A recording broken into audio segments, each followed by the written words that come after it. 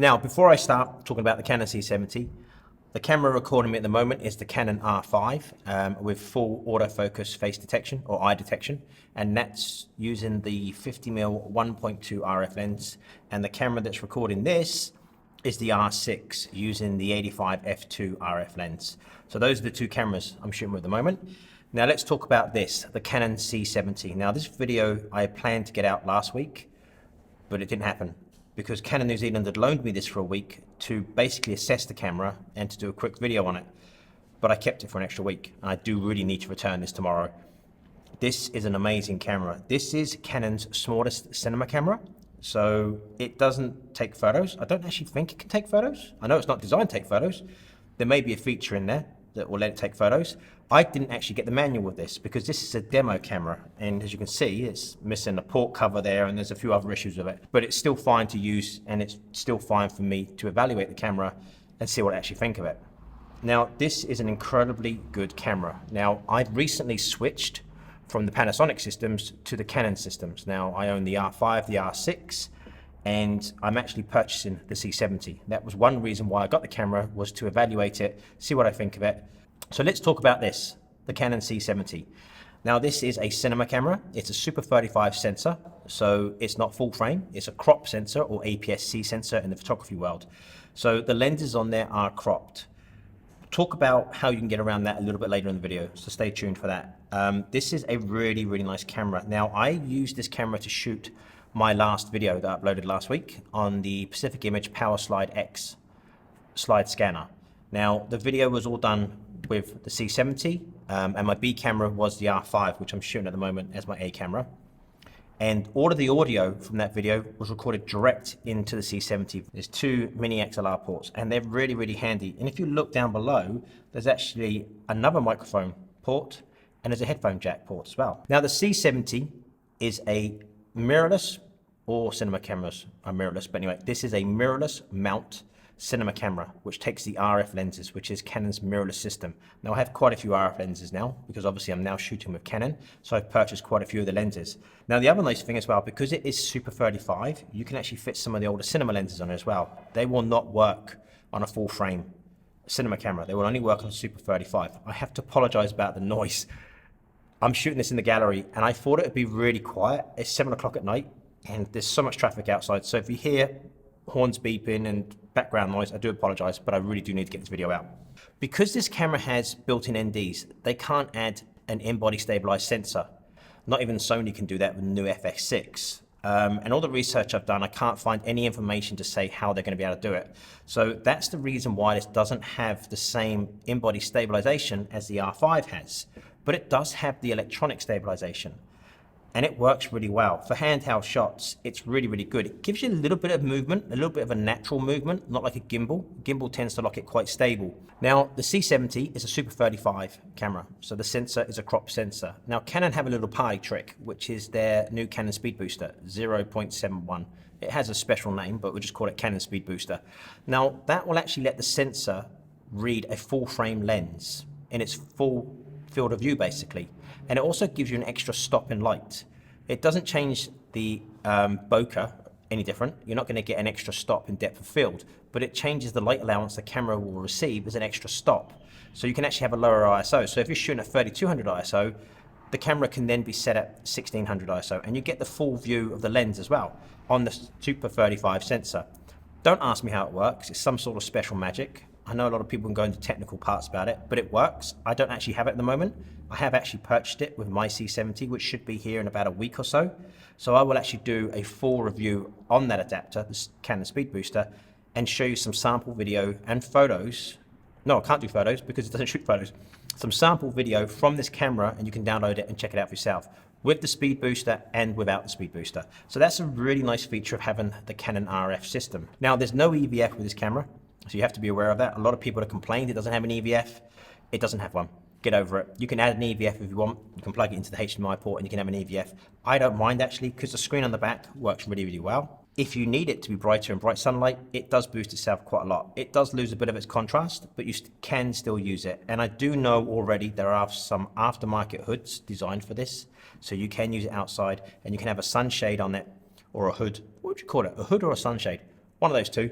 on this to block out the direct sunlight. So there is a workaround, no problem at all. And if you really want to, you can plug in an external monitor via the HDMI port. Somebody asked me the other day if there was any lag via the HDMI port to an external monitor.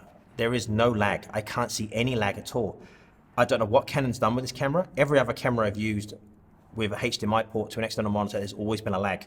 This camera has no lag at all to an external monitor. It could be the cable I'm using, it could be the monitor I'm using. I will cover that in another video next week, or a little bit longer than that, when I actually get my own C70, and I will show you the products that I use with the camera and the HDMI cable I'm using. I'm actually using a HDMI cable by a company called KONDOR Blue, and they actually do some really, really nice mini XLR cables, quite short, really nice quality cables to full-size XLR. I'll put a link to KONDOR Blue down below so you can check out their website. They're an American-based company and they have some great products. I've been really, really happy with the products I've got from them, and they're really, really well made. So check them out. The link's down below in the description. Now it has customizable buttons all over it. They're everywhere, literally, underneath, on the front, at the grip. They're everywhere, on the back. There are so many customizable buttons on this, it's insane, and they all work really, really well. Now on the side, you actually have two XLR ports, you have a headphone jack, a mic jack as well. I haven't found a way that you can record all 4 channels, but I didn't get the manual with this camera. I literally got this camera with a handle and a bag and a battery and a charger. That's it, I've got no manual. So I haven't found a way to record of all 4 channels.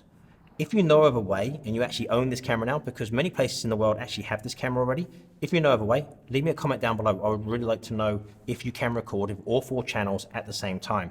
Like I said, the camera can record unlimited because it has a built-in fan. Now there's an air vent here, and it comes out of here, and it comes out of down there as well. And you can actually feel the air passing through the camera. This camera will not overheat. Well, let's say never, but it should not overheat. It will record up to 120 frames in 4K unlimited, and it uses 2 SD card slots at the front here. Now I was concerned about this door. If I was going to grip it, would my hand open it by mistake? The spring on it is really, really strong, and it molds in really nice with the grip, and you don't actually knock it with your hand. That was one part I was concerned about. It's not been an issue at all. Now you can pick the SD cards, you can swap between the 2 cards, and the little light there is an indicator to tell you what card's being used, if you're using both cards or you're using 1 card at a time. Now the other nice feature with this camera is the cards are hot swappable. So depending on the card's recording, if you're recording to 1 card and the other card's full, you can take that card out and put a new card in. So you can just keep going with the camera. It works really, really well, and it's really nice. Now it uses SD cards. V90 cards are the ones I'm using. I'm using the Panasonic V90 cards, and they work really well with this. I've not had any problems at all. I know you can use the V60 cards for most of the features on the camera, but I would recommend getting the V90s. SD cards are relatively cheap compared to CFast, CF Express B and CF Express A, I think Sony are using now. SD cards are really, really cheap. I do recommend the Panasonic cards. I've used them for a few years now, and I've never had any problems with them. So I use the Panasonic V90 cards. I'll put a link to the cards down below. So I'm going to talk about some of the things I like about this camera and what I've been testing on the camera. Now I do really like this. This mount on the side here on the camera is a really clever idea. Why has nobody done this before? You can just attach accessories to it. You can put the camera like that in the tripod, and you can get to all the buttons on the top and everything else.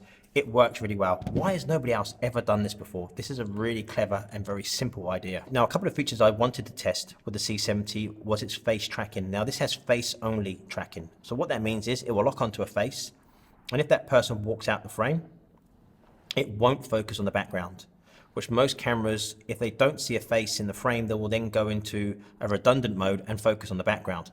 I can't have that happen with some of my work I do in Taiwan, because what's in the background is machinery, and a lot of that machinery is top secret. I need to be able to focus on my client or the subject I'm interviewing at the time and get that done as easy as I can without having to worry the camera's going to disappear off and focus on the background. And the nice thing is the face tracking works really, really well. It's a beautiful, smooth tracking system. Now, as you can see here, I'm walking in front of the camera. Now, I'm using the C70, obviously, with my 50mm 1.2 RF lens at 1.2. And as you can see, it's locked onto my face. Now, as I walk out of the frame, it won't focus on the background. It stays exactly where it was.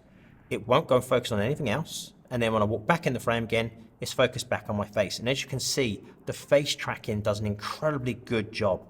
This is at 1.2, it's a very shallow depth of field, and it's locked onto my face straight away. And the background, as you can see, is really blurry and out of focus. One thing I wanted to test was the claimed battery life of the A30 battery. Now they do an A30 battery for this and they do an A90 battery, but I wanted to test how good this A30 battery was. Now the estimates out there have been about 3 hours, but I wanted to test it in the real world and see how it handled that really, and if it really was 3 hours. So I set up my longest slider, which is my Kessler Cine slide, which is about 4 foot long, and I had my phone attached to it with a stopwatch on there, and the phone was going backwards and forwards, basically in loop mode. So right to one end of the slider to the other end, and I set the C70 up with my 50mm 1.2 lens at 1.2, tracking my phone backwards and forwards constantly. Now in the whole time it was tracking, it lost focus a couple of times, but it was only slightly out of focus, and then it locked on again and away it went. But I left the camera on for 3 hours. It did 2 hours and 58 minutes and 49 seconds with this battery, and I didn't lose the file at the end. When the battery died, I still had the file. The video file was fine. There was no problems at all. This little tiny battery, which is here, this little tiny battery here, which is the A30 battery, which is a 45-watt battery, this lasted 3 hours. So in theory, the A60 battery will give you 6 hours. Now this is the tally light. Now this is green at the moment because it's in standby, and when you click record, it goes red. Now what I did notice, when I was doing the durability of the battery test, when the battery got really, really low, this would start rapidly flashing, which is a nice indicator that your battery's getting low, and change battery. And the nice thing about the battery on here is it comes out the back, not the bottom, like most mirrorless cameras. You have to take it out from the bottom, and especially if you're on a tripod, you've got to move the camera over, you've got to pop the battery out, or you've got to use some sort of external battery source. With this, you don't have to. So I'm not going to talk any more about the Canon C70 because this is a pre-production camera. I will cover this more in a video in about a week and a half's time when I get my own version of the camera. I get a full production version and I put it through its paces. You'll have some test footage as well. So if you have any questions about the C70 you want me to answer in that video, leave me a comment down below and I'll be more than happy to include that in my video. I hope you guys have enjoyed this video. Like I said, I'm not going to cover too much about the specs about the camera. If you want to know more about the specs, check out the video link down below in the description to Locke's video, and he talks more about the specs of the Canon C70. As always, thank you so much for watching.